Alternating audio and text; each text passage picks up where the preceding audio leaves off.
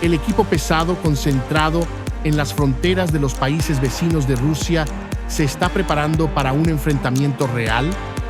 La artillería está en estado de alerta. ¿Se trata del inicio de una guerra o solo de la preparación para acciones militares? ¿Existe la posibilidad de un ataque nuclear contra Ucrania? Moscú se ha quedado sin opciones, según comunicados oficiales.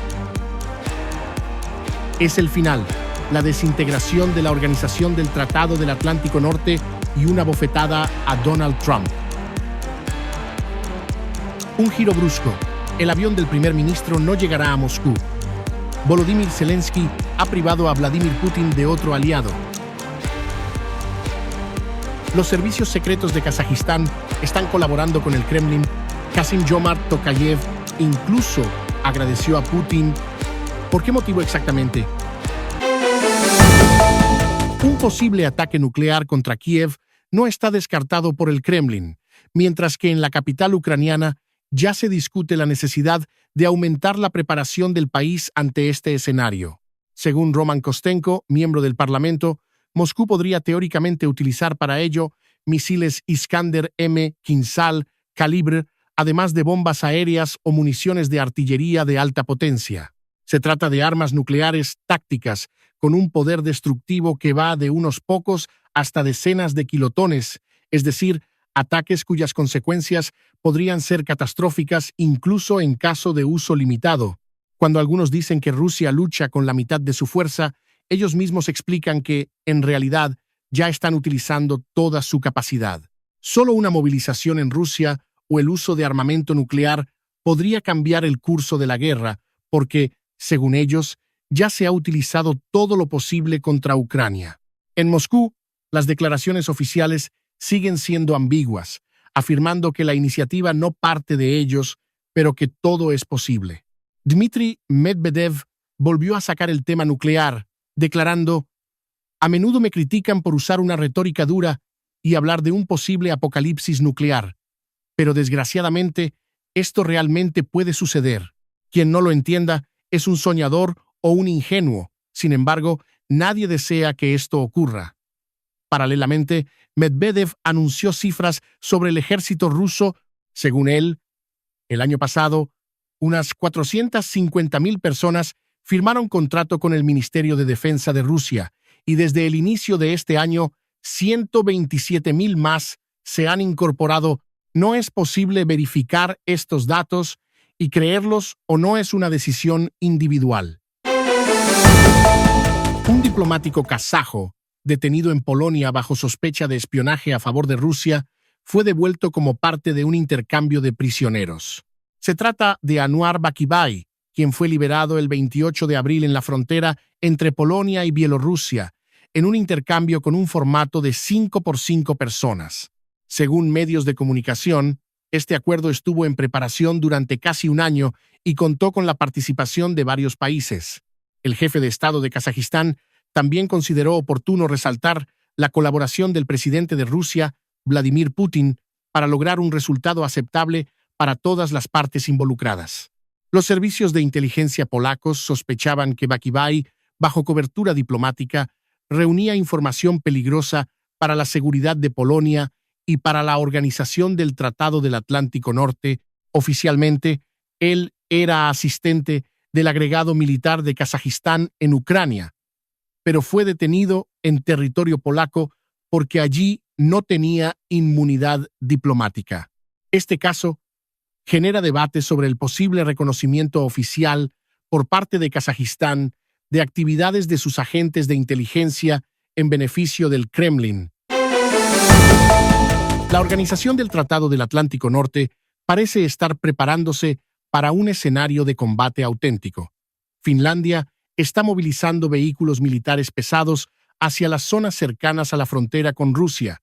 El equipo de artillería ya se encuentra en estado de alerta y se han observado columnas militares finlandesas a aproximadamente 70 kilómetros del territorio ruso. Esta situación genera interrogantes sobre si se trata del inicio de un conflicto o de ejercicios para posibles operaciones militares. han comenzado extensos ejercicios militares en colaboración con los aliados del bloque, donde las Fuerzas Armadas practicarán disparos reales de artillería, maniobras con morteros y tácticas de combate. La reacción de la Federación Rusa fue inmediata, mostrando cierta preocupación ante el aumento de la actividad militar en la región. Los países de la Organización del Tratado del Atlántico Norte muestran una creciente preocupación por la posibilidad de un conflicto en Europa y buscan evidenciar su disposición para enfrentarlo. Desde el lado ruso, las sensaciones de inquietud frente a estos movimientos, reforzando la narrativa de una amenaza que sienten cada vez más cercana. La amenaza para la Organización del Tratado del Atlántico Norte también proviene de un lugar completamente inesperado. El primer ministro de Polonia advirtió que el principal riesgo para la alianza ya no proviene del exterior. Según sus palabras, la mayor amenaza para la comunidad transatlántica no son los enemigos externos, sino el proceso continuo de desintegración dentro de nuestra propia alianza. Todos debemos hacer lo posible para detener esta tendencia destructiva. Aunque Tusk no mencionó explícitamente la causa, sus declaraciones se produjeron justo después de que se hiciera pública la retirada de 5.000 militares de los Estados Unidos de América de Alemania, un tema que ya se abordó en ediciones anteriores. Esta decisión ha generado cierta preocupación en Europa. Los movimientos sospechosos en la frontera entre Ucrania y Bielorrusia han sido tan sigilosos que incluso en Kiev han notado la situación.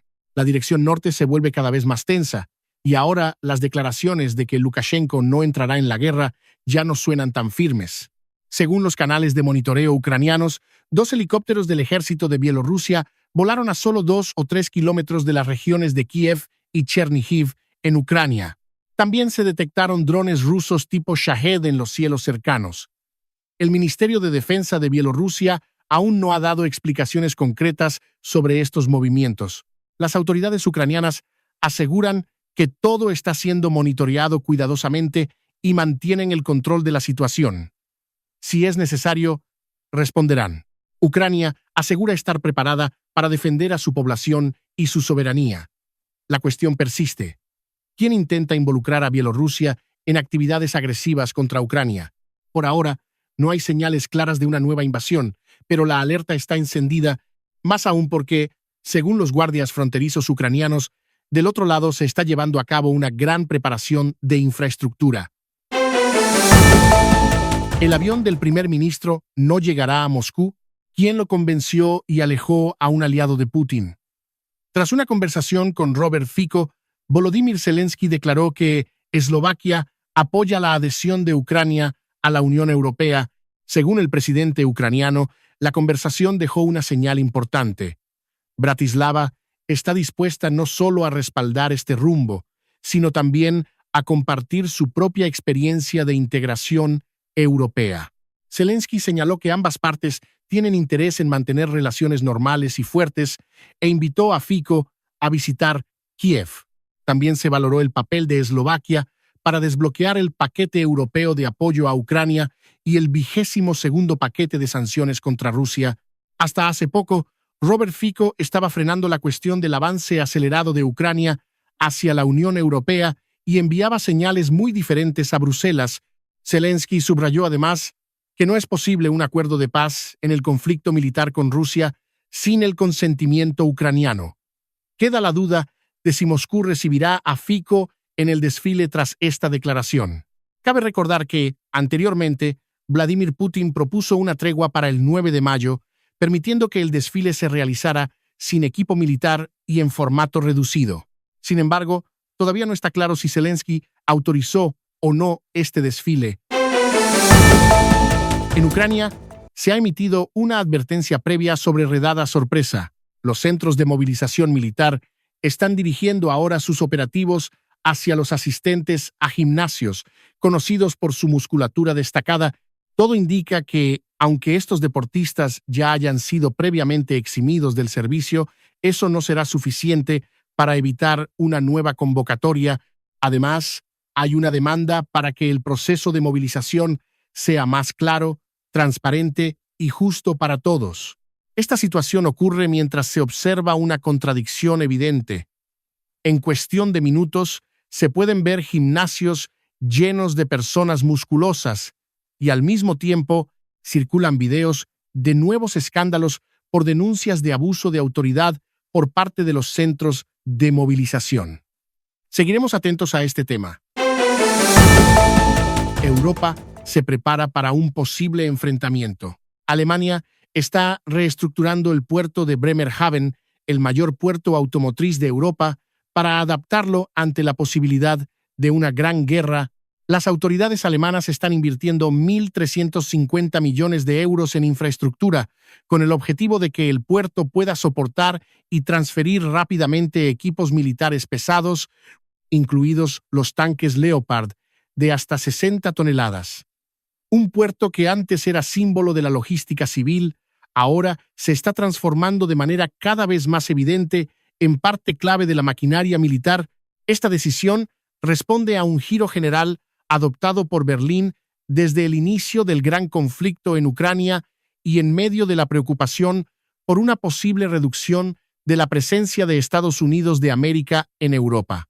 Alemania busca convertirse en un nodo esencial para el traslado de equipos y fuerzas aliadas, pero se topa con un problema persistente.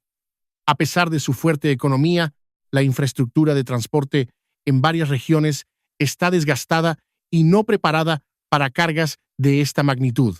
Por eso, la participación de empresas logísticas privadas en tareas vinculadas a la defensa se está intensificando cada vez más. Donald Trump recibió un duro golpe. Para la mayoría de los estadounidenses, una guerra contra Irán representa un gran error, no una victoria. Según una encuesta, el 59% de los consultados considera que las acciones militares son una decisión equivocada.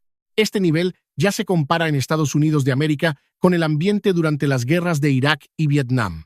La oposición al conflicto es especialmente fuerte entre los electores demócratas e independientes, aunque incluso entre los republicanos el apoyo ya no parece incondicional.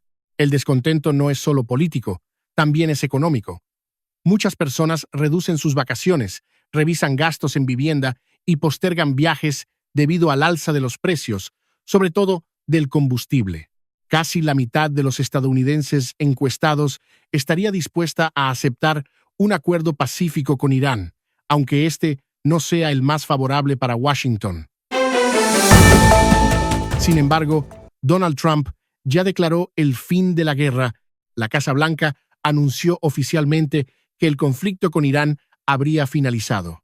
El presidente de los Estados Unidos de América envió una extensa carta a los líderes del Congreso justo en el momento en que necesitaba obtener la aprobación legislativa para continuar la guerra o bien explicar por qué no había ocurrido.